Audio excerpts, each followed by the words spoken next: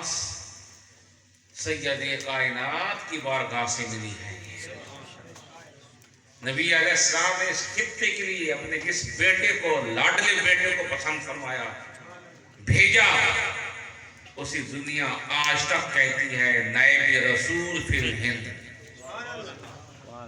عطائے رسول، وارث النبی فی الہند، خواجہ خواجگان، خواجہ غریب النواس، جن کا نام ہے معین الدین حسن سجدی رضی اللہ تعالیٰ عنہ۔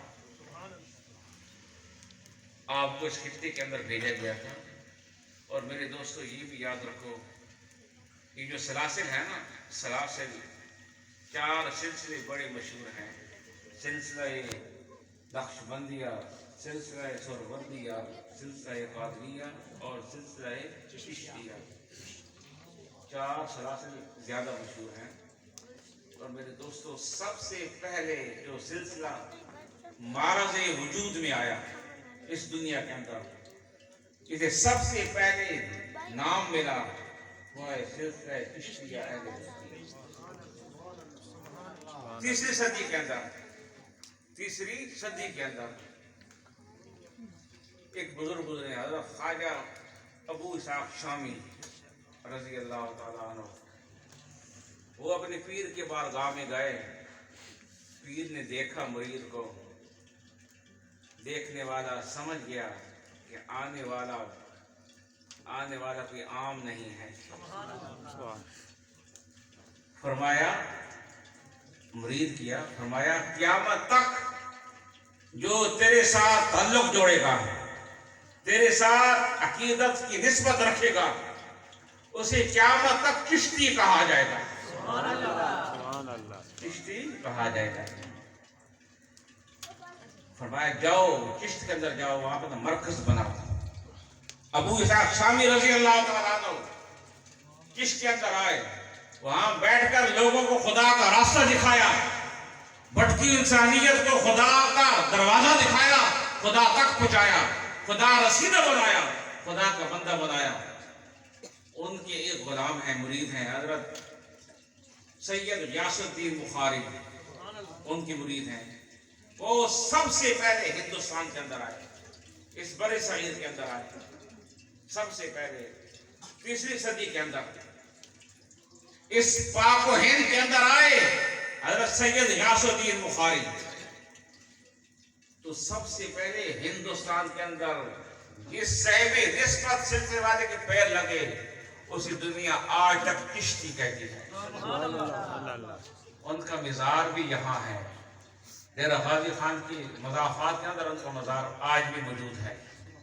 سب سے پہلے 3ری صدی کے اندر وہ اس ہندوستان کے اندر آئے، لیکن اس وقت اسلام اتنا زیادہ پھیل نہیں سکا۔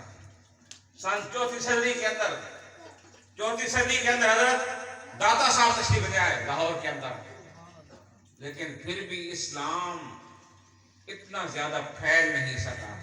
مسلمانوں کی تعداد ایسی تھی جیسے آٹے کے اندر نمک ہو۔ بہت زیادہ ہندو تھے اس علاقے کے اندر، سکھ تھے، غیر مسلم تھے، بتوں کی پوجا کرنے والے تھے، خدا کے بندے خدا سے دور تھے۔ لیکن یہ بات خدا کی رحمت کو کم گوارا ہے کہ میرے بندے مجھ سے دور رہیں، یہ رحمت خدا بندی کو گوارا نہ ہوا۔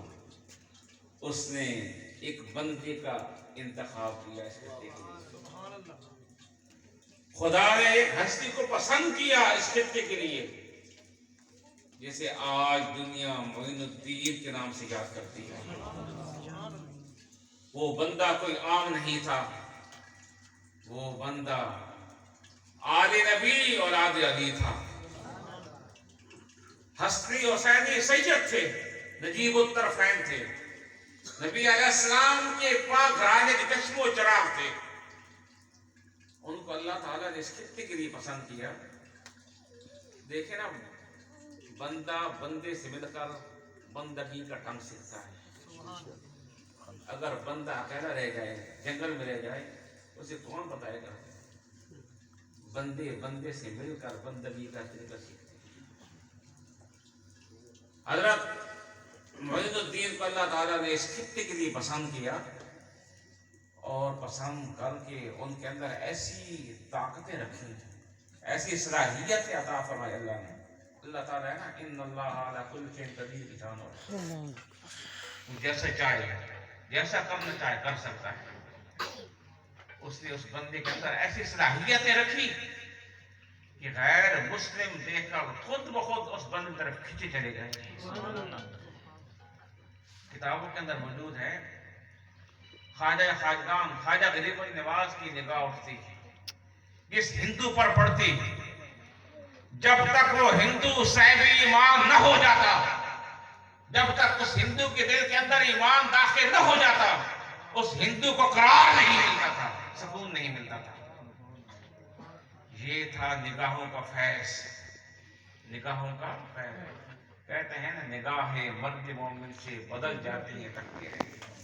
وہ مرد مومن تھے، مرد حق تھے، جن کی نگاہوں کے اندر ایسی تاثیر تھی، جدھر اٹھ جاتی زندگیاں بدل جاتی تھی، دل کا زنگ اتر جاتا تھا، دل کی سیاہی ختم ہو جاتی تھی، دل نور ایمان سے بھر جاتا تھا۔ سبحان اللہ۔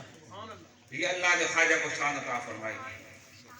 خواجہ غریب النواز یہاں آئے، ہندوستان کے اندر اجمیر کے اندر آ کر بیٹھے، جہاں آج مسجد اولیاء ہے۔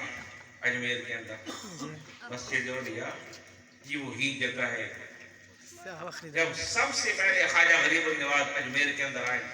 اور یہ میرے دوست یاد رکھو، اس وقت اجمیر کفر کا گڑھ تھا، کفر کا۔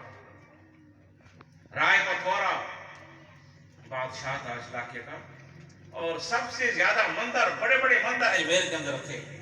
کفر اسلام تھا۔ خواجہ غریب النواز اس خطے کو اسلام کے لیے پسند کیا، وہاں آئے جہاں آج مسجد اولیاء ہے، یہاں راجہ کے اونٹ بیٹھی ہوئی تھی۔ رائے پتھورا کے اونٹ بیٹھنے کی جگہ تھی۔ خواجہ غریب النواز یہاں آ کر بیٹھ گئے اپنے خلفاء کے ساتھ۔ راجہ کے نوکر آئے اونٹ لے کر، کہا یہاں سے اٹھو، یہ تو راجہ کے اونٹوں کی بیٹھنے کی جگہ ہے، تم یہاں کیسے بیٹھے ہو؟ آپ نے فرمایا بھائی میدان بڑا وسیع ہے، اونٹ بیٹھے رہیں گے، ہم خدا کے بندے ایک طرف بیٹھے ہیں، کیا ہوتا ہے؟ اس نے کہا نہیں، یہ راجہ کے اونٹوں کی توہین ہے۔ راجہ کے اونٹ ہیں، بادشاہ کے اونٹ ہیں، اور ان اونٹوں کے ساتھ تم مسلم بیٹھے رہو، یہ ان کے اونٹوں کی توہین ہے، یہاں سے اٹھو۔ ٹھیک ہے جی۔ خواجہ غریب النواز اپنے خلفاء کا فرمایا ہم چلے جاتے ہیں، اونٹ بیٹھے رہیں گے۔ فرمایا اونٹ بیٹھے رہیں، ٹھیک ہے، اونٹوں کی جگہ اونٹ بیٹھے رہیں گے، ہم جاتے ہیں۔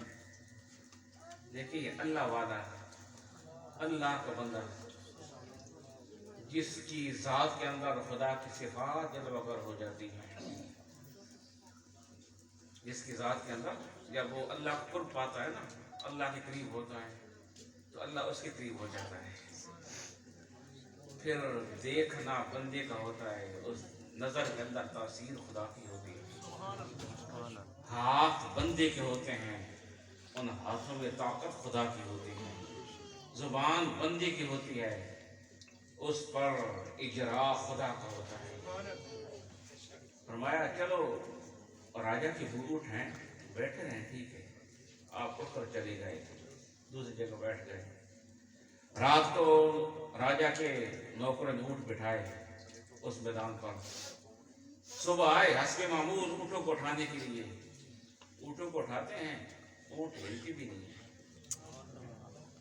بڑی کوشش کی، بڑے جتن کیے، بڑا زور لگایا، بڑے طریقے اختیار کیے اٹھانے کے، پتہ نہیں کیا ہو گیا اونٹوں کو، اونٹ ہلتے ہی نہیں جگہ سے۔ بڑا مارا پیٹا، پتہ نہیں پتھر کے بن گئے ہیں، کیا چیز ہے، ان کے اندر روح ہی نہیں ہے، ہلتی ہی نہیں ہے، اٹھنا تو دور کی بات، ہلتے ہی نہیں ہے۔ مار مار کر پوری کوشش کر کے تھک گئے۔ پھر دماغ میں آیا، ہم نے کل اس صوفی کو ستایا تھا، اس کو اٹھایا تھا یہاں پہ، یہ ہو سکتا ہے اسے کوئی جادو ہو۔ پھر جا کر بادشاہ کو بتایا، اونٹ تو ہلتی نہیں ہے، پتہ نہیں کیا ہو گیا اونٹوں کو، ہم نے کل وہاں مسلے بیٹھے تھے، انہیں اٹھایا تھا، ہو سکتا ہے اسے کہا جاؤ ان کے پاس جاؤ، اس سے معافی مانگو ان سے۔ پھر وہ کہے، پھر وہ نوکر آئے خواجہ غریب النواز کی بارگاہ کے اندر، آ کر معافی طلب کی کہ ہم سے غلطی ہو گئی ہے، ہم سے غلطی ہو گئی، ہم نے آپ کو بے جا ستایا، جا سے اٹھایا، ہم سے غلطی ہو گئی۔ کہ دیکھا کہ اللہ والے یہ بڑے کریم ہوتے ہیں، جو حقیقی اللہ کا بندہ ہے، حقیقی جو آج اس دور کے اندر مفقود ہوتے جا رہے ہیں، یہ بڑے کریم ہوتے ہیں اللہ کے بندوں پر، اللہ کی مخلوق پر، صرف بندوں پر نہیں، اللہ کے ساری مخلوق پر۔ جب انہوں نے اپنی ندامت کا اظہار کیا، معافی مانگی، اور چلو اچھا جب اٹھا وہ اٹھ جائیں گے،